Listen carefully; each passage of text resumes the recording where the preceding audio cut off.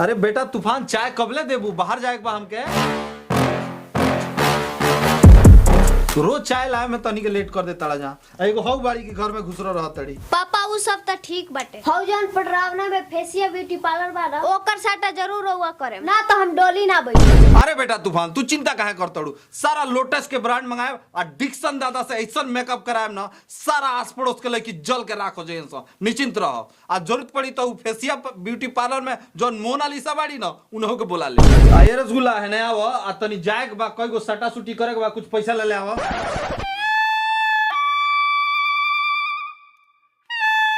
पापा उ सब त ठीक बा लेकिन ई बताई मम्मी के 1 साल गइले भइल ना हइये रूपरेखा के रउआ मेहरारू लेल मन एकरो नाम बा रसगुल्ला भाई लड़की रोज हमके ताना मारती आ रोज चुपचाप देखो तनी कुछ बोलत नहीं आही रो राती का रोग बताओ तनी। ओई मां अरे रुको ई बताओ तहर माई तो भाग गईली अगर हई रसगुल्ला हम ना लेती तो जिंदगी भर हम कुआरे मरती।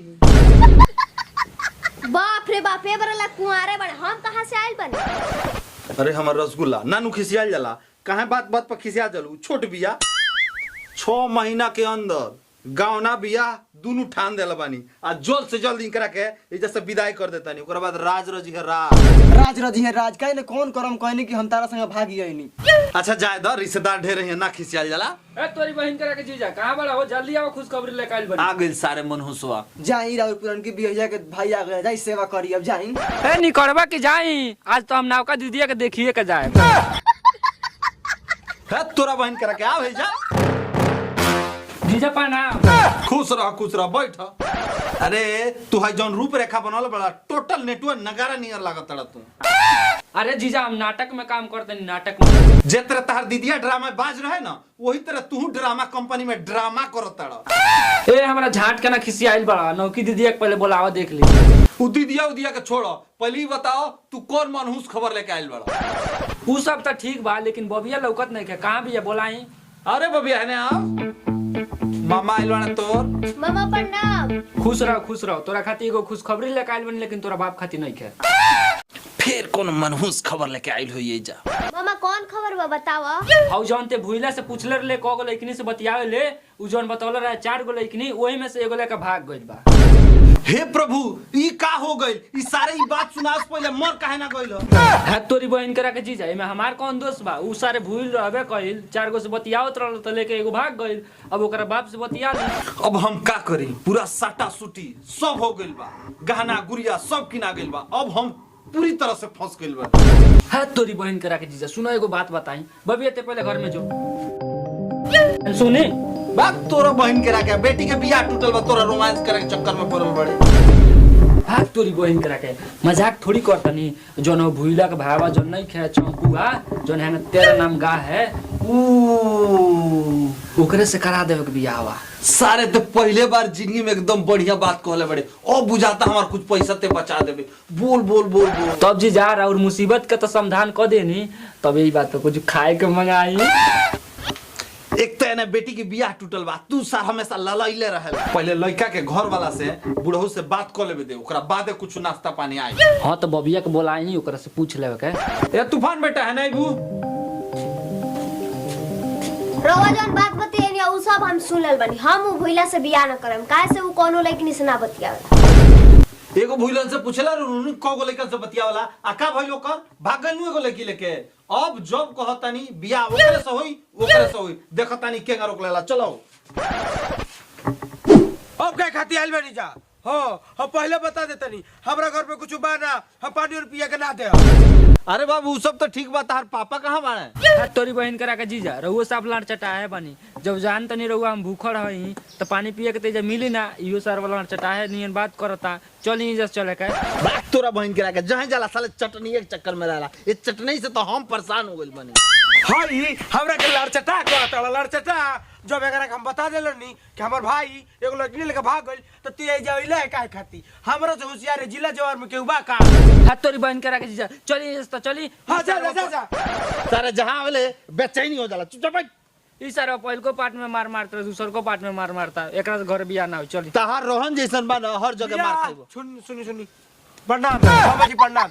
हां का कतरनी है राजा बाबू तो तहार कहीं चल गइले भाग गइल ई बताई राउर पिताजी कहाँ बानी हमरा पिताजी के बारे बारे में रउआ मत पूछी।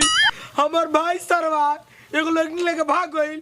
हमर बाप एगो मेहरारू के चक्कर में पगला गइल और रांची गइल बा। रांची गइल बानी। रांची ई के तेरे बाबू हम तो सुने ली रांची लोग तब जाला जब लोग पगला जाला। वहां के कमाए गइल बनी का होई जा कमाए लेकर गइल। रउआ जो सुनले बनी वही में गइल बड़ा पागल खाना में गइल बड़ा। ई कैसे पागल खाना चल गइल बाड़े हो का हो गइल बा ऐसा बिया एगो मेहरारू ओकरे चक्कर में पागल खाना में गइल बड़ा। ओकरा से बात करते रहे और कोनो औरी के लेके भाग गइल। बाप रे बाप ए जीजा एकन के पूरा खानदान भगौड़े लागता। का करे के जे शादी करे के कि ना? तार कौन खानदान निमन बा तोरो बहन तो साले भर में भाग गइल। भाग मर दे बात बात पर ताना मारला। अपने कौन निमन बड़ा घर में लिया के एगो जवान मेहरारू बैठौले बड़ा। तारा का लगता तार बहन भाग गइली तो हम जिंदगी भर बंठे रही। अगर अब से उनको बात हो गलो के तो हमरा बारे में बतियाई जा। सुना बाबू बात ई बा कि राजा बाबू तो कहीं चल गए हैं। हम नहीं चाहत कि जितना साटा सुटी भइल बा ओकर पैसा जियान होके। हम चाहता नहीं कि वही दिन पार पर तहार शादी हम अपना बेटी के साथ करा दी। कैसन रही? बहुत बढ़िया रही। प्रणाम मामा जी, प्रणाम पिताजी। कराई जा हमर बिया। हमरा में कोनो खराबी बका ना बाबू कोनो खराबी नहीं के। अब तू सुन ल पापा जी तो तहार बानी ना आ भाई के तो कोनो पते नहीं के। हमनी के इजाजत दो अब सोच बोझ के तू बारात लेके आ जाइए। हां हम आ जाए लेकिन कब बारात लेके आओगे बा? देखो बाबू आज से 1 महीना राइट 15 दिन बा और दिन अतवार पड़ी। समय से हमरा दुआरे पे कम से कम 6 बजे से पहले बारात तहार पहुंच जाएगी। 1 महीना 15 दिन के बाद अतवार के दिन। अरे ठीक बा हम तो सवेरे ही बारात लेके चल आए।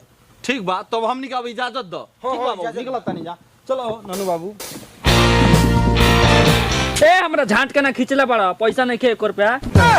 ये पैसा के बात नहीं कनु करो। हाँ। ओकरो लड़किनिया के फोटो को तेको फोटो दी ना। अच्छा फोटो बाटे चल मोबाइल पे भेज देम। भेज देम नु। हां भेज देम। हां ठीक बा जाई। ठीक बा।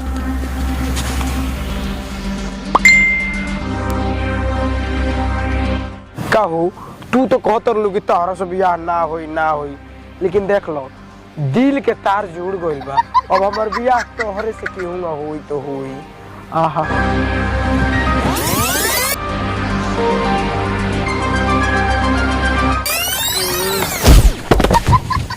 तो तेरी बहन के रखी सपना रहलो।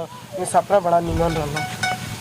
ए दुनिया उठ पटांगा किते हाथ ते किथे टांगा रत टुकड़ी पेंदी पांगा एदा चक दे पटके।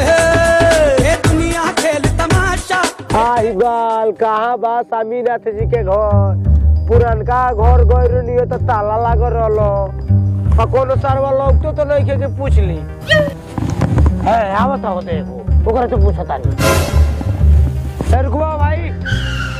ए भाई इस स्वामीनाथ जी के घर में कहाँ बा हो?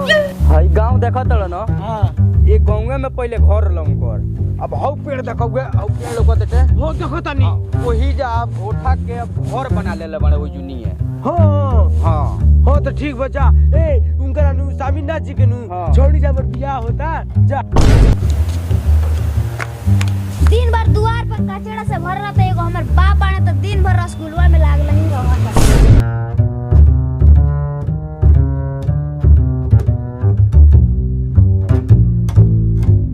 आई वाह ये नु छोड़ी ये जरा हमर बियाह होता। अब कुछ हो जाए तो का बियाह तो कहिए के जाए। अरे बाप रे लागत भूला चलतन पापा को है। ए पापा कहां बनी पापा? ते अपन चिल्लाई छोड़ पहले ही बताओ सवेरे से हमारा रसगुल्ला निकलो कहां गइल बिया बताओ जल्दी। तू सब तो ठीक बा हो दुआर पर चंपू आइल बा देखी ना। एको जोधर बाबू एने आई रहुआ। प्रणाम। खुश रहो बाबू। प्रणाम। पापा ये सामना कोतरनी बियाह करके सफा बकलोल बाटे। अच्छा ठीक बताए अंदर जोता। जोधर बाबू आओ बैठा था।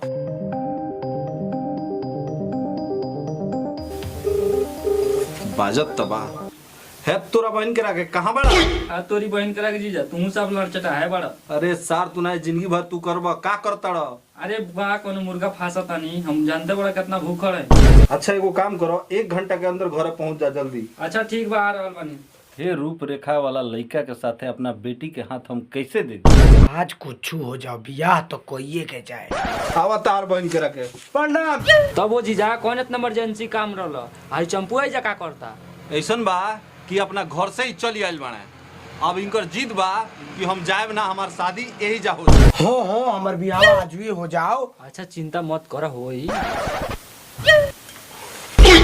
रास्ता निकाले के पड़ी कोनो। सुनी जी जाना लड़का तभी आ गइल बा, एकर बियाह करवा देवे के। अकेले आइल बा, कौन बारात के साथ आइल नहीं के हमनी खर्चा लागी।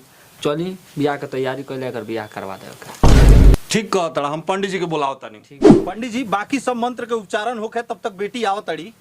ठीक है, यहाँ पर रखिए फूल। हाँ बाबा हाथ निकालिए हाँ हाँ हाँ और जल पात्र को दाहिने हाथ से ढप लीजिए। हाँ सर। हाँ ढाबे एक बार। ढापे एक बार। ठीक है। माता गंगा जी के ध्यान करे बा। ठीक है।